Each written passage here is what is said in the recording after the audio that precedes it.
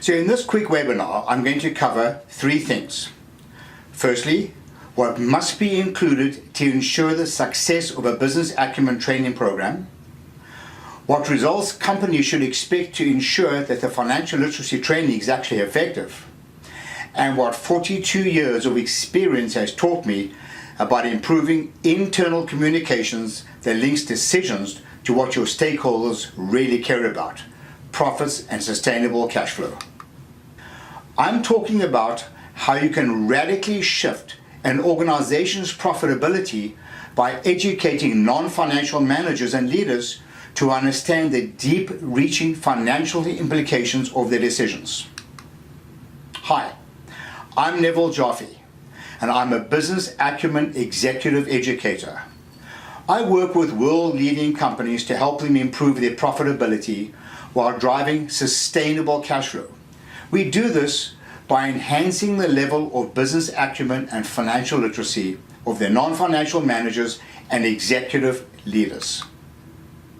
Would you agree that every leader in your organization is making decisions that support the sustainability and growth of your company? If you answered yes, then let's dive in. The principles that I'm going to share with you apply to both large and small businesses, including not-for-profit organizations.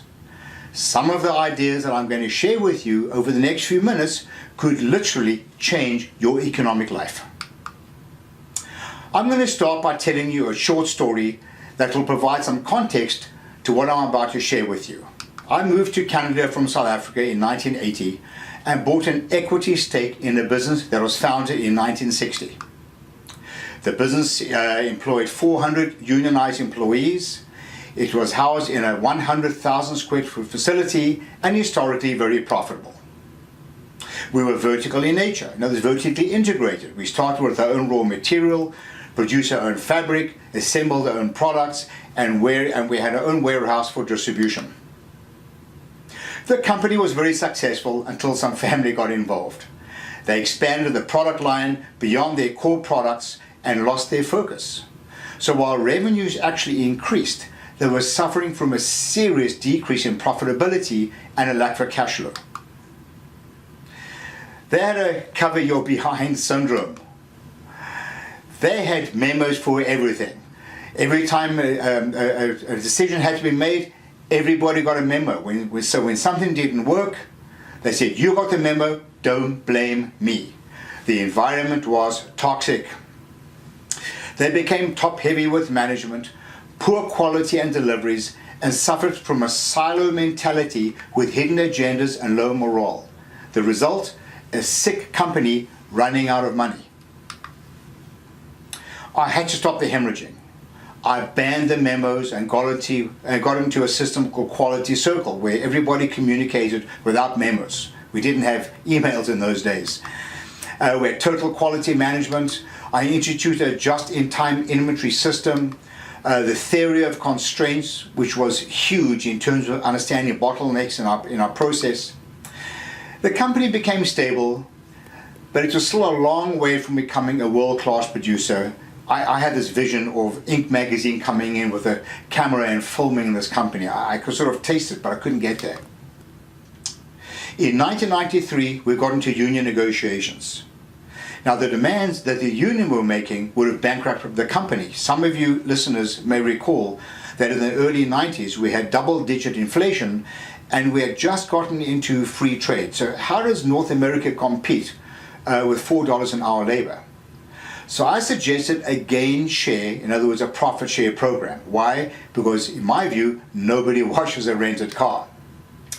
I had a lot of union and partner resistance because my partner was certainly resistant to financial transparency. But eventually, I managed to secure a 3-year wage freeze in support of the gain share program with certain conditions that were contingent upon results. The first error I made was our internal accountant started teaching financial principles in the traditional manner. Bad mistake. The second error I made, I retained a college instructor who simply did the wrong thing more efficiently. I was desperate. I knew that we could scrape the profits off the floor, so I called a meeting. I cashed $1,000 in small bills and put them into black garbage bags and stood on a table in the back of the factory.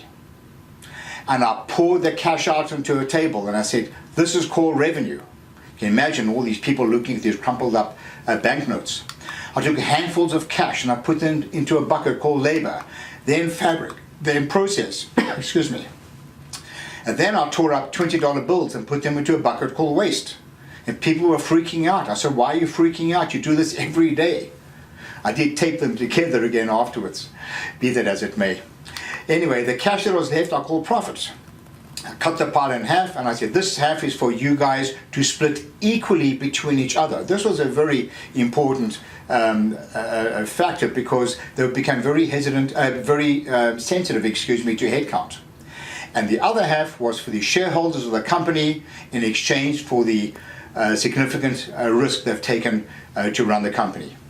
I knew I had their attention. There was a deathly silence.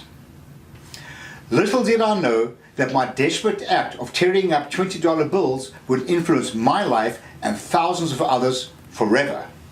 I realized it was actually my fault they weren't learning the material because I was teaching from my point of view, not from theirs.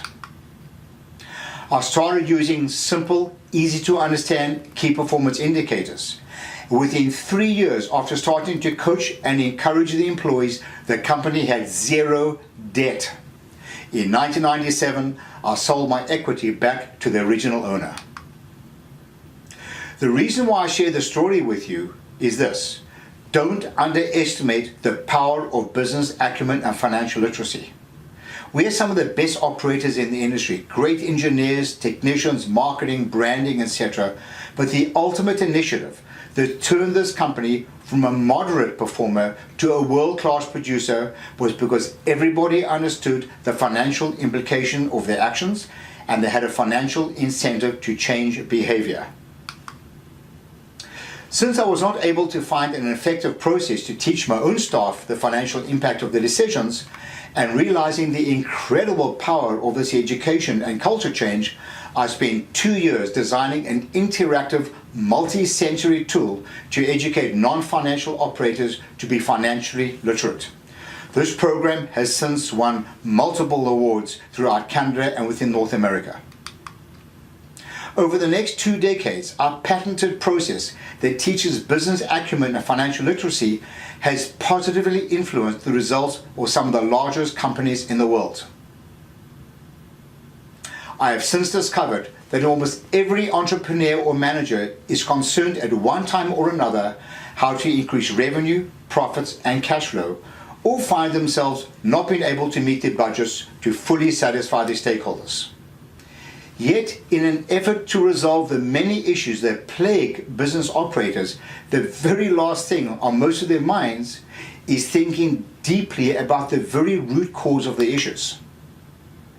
It may surprise you to know that more often than not, the problems are not what they think they are. During my lifetime of experience in operations, consulting, and education, I am absolutely right about this fact that I'm going to share with you. I'm about to prove to you that the average level of business and financial literacy amongst non-financial leaders in large organizations, believe it or not, is less than 40%. So why is it relevant?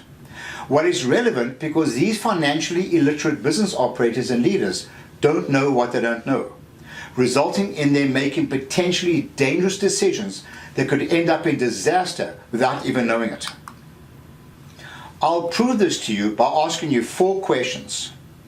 After each question, I will show you the answer, and I'll also show you the result of a group of senior managers, CEOs, and company presidents, how they answered the same questions.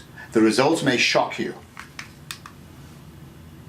So just imagine that each person, as I did in that last seminar that I'm talking about, is holding a voting, one of these audience response clickers. I want you to imagine pressing the button of the correct answer. I'm going to give you 5 multiple choice questions. So what I suggest what you do is when I pose the question on the screen, pause the video while you think of the answers. So here's the first question. Remember, just write down or make a mental note of your answer. What is the role of a balance sheet? Let's see how you did. to measure how much you are worth. So here's a little lesson. Imagine you're working with a personal balance sheet. The balance sheet is used to record what you own illustrated in blue versus what you owe illustrated in red. In other words, if you were to sell all your assets and use that cash to pay your debt, the remaining cash would represent how much you are worth. At home, you call it net worth. In a business, we call it owner's equity, shareholder's equity, or stockholder's equity. It simply means the net worth of the institution. One of the objectives, or two of the objectives of being in business, number one is to try to increase the value of the equity in the business, and number two, to increase sustainable cash flow.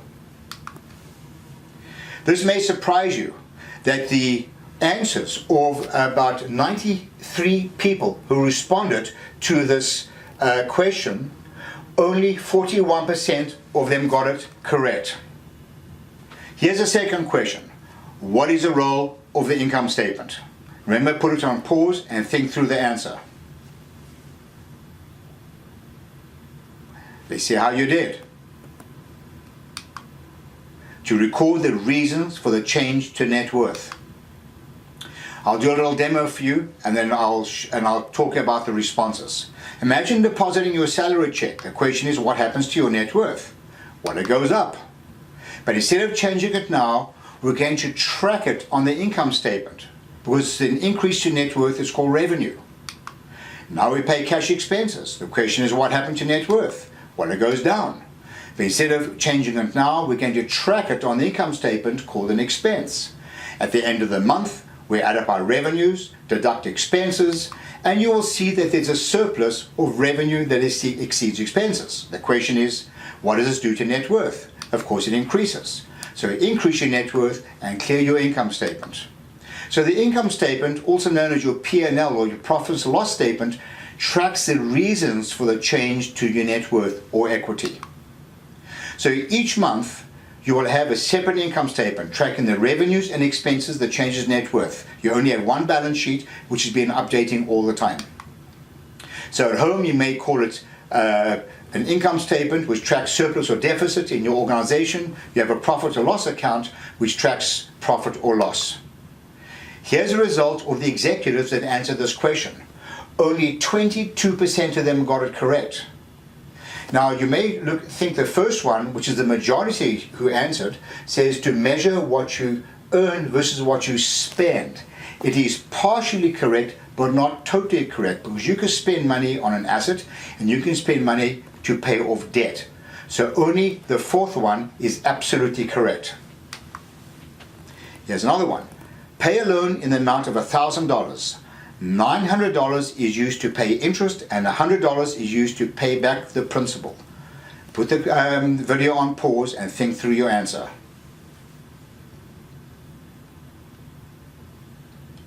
Let's see how you did. Equity will decrease by $900. All right, let's see. All right, when you pay off your debt, contrary to common belief, net worth does not change. Cash goes down, debt goes down, net worth doesn't change. There's nothing to record on the income statement. However, the interest portion causes your net worth to decrease, which is tracked on the income statement as an expense.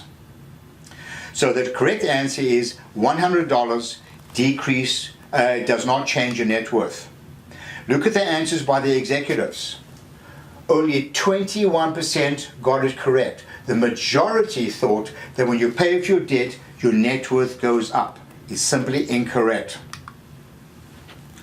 These principles are important to learn about the difference between profits and cash flow. A business can be very profitable and run out of cash.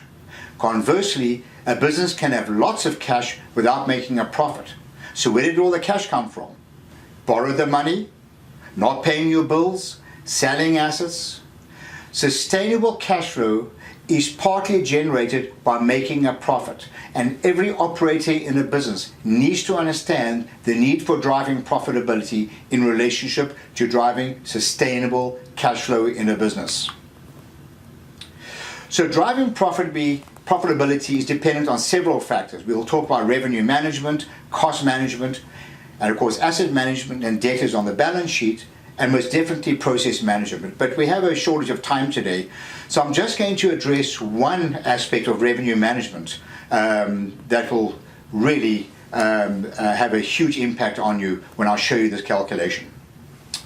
So here's a question for you. Place the video on pause and think through the answer. And if you don't really know, just think to yourself, I don't know, because you don't want to guess. Okay, let's see how you did. 1,500. Okay. Take a look at the calculation. I'm going to prove to you it's correct, and then I'm going to share a thought with you. If you look at the original amount of $100, that you sold it for $100, it cost you $70, that means you made $30 a unit. If you sold 1,000 units, that means you made $30,000. Now, if you sell it for $90, that means you only make $20 a unit. $20 times 1,500 units is the same 30,000. In other words, you have to sell 1,500 units instead of 1,000 units, which is an increase of 50% to make exactly the same amount. In other words, you work 50% harder to make the same profit. Notice also that your sales increased by $35,000. You had $1,000 units, times $100 each, which is 100,000. Now you sold them at $90 times 1,500, which is $135,000. Unbelievable for making the same amount of money. So what are the touch points that might be affected with an increased volume? You might have an impact on operating capital. How much volume must be sold to pay for potential step-up costs? Is there sufficient market to buy the volume? Are there sufficient internal resources to support the additional volume? There are lots of considerations. The point I want to make here is this. Don't evaluate numbers in isolation. You look at that calculation, you will see that on first impression, everything looked good. You increase your volume by 50%, you increase your sales value by 35%, you made the same amount of money.